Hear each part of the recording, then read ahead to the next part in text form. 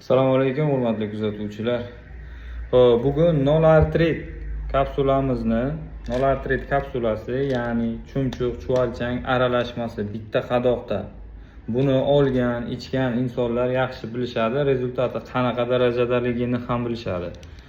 Buni foydasi bilmagan insonlar uchun bir qator tushuntirib o'taman. Artrit, artroz, polartrit, ko'ksartroz, grija, suyak yemirilish, mujskoy potensiyasi ham bu, onkologiskiy, jigar sirroz, fibroskan ko'tarilib ketgan insonlarda asosan qizil o'ngach yorilishi va og'izdan qon kelish holatlari bo'ladi.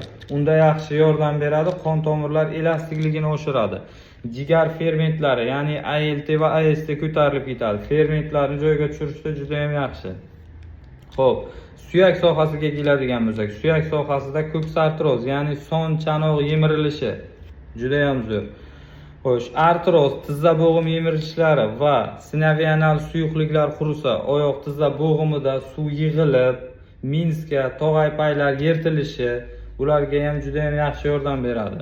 Buni ichilish tartibi 90 dona bo'ladi, bir kunda 3 dona ichiladi. Boshlanish 10 kungacha 2 dona, ertalab bitta, kechga bitta. Sababi organizmga kirishgandan keyin bir qator qo'zg'alishlar qiladi. Tabiiy mahsulotlarni ta'sir doirasi shunaqa bo'ladi.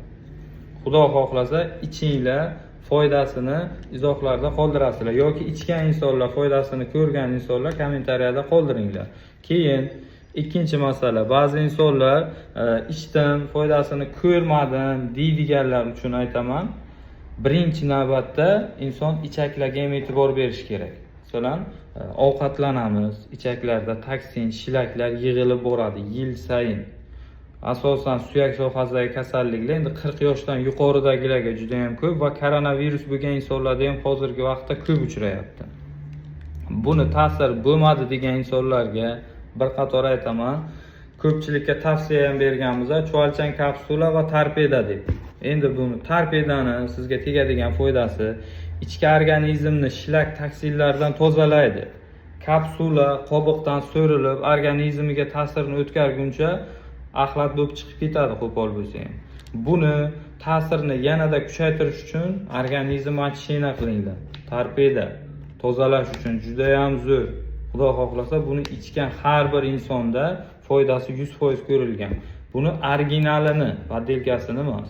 Poddelkasiga ham juda ham ko'p odamlar tushyapti hozir. Nomi o'zgardi, boshqacha qadoq bo'ldi. Yo'q. Torpeda hozir ham torpeda. Endilikda Xudo xohlasa Bio Tornado nomida o'zgaradi, lekin qadoq xuddi shunday. Tarkib ham shunday. Tarkib o'zgarmaydi. Endi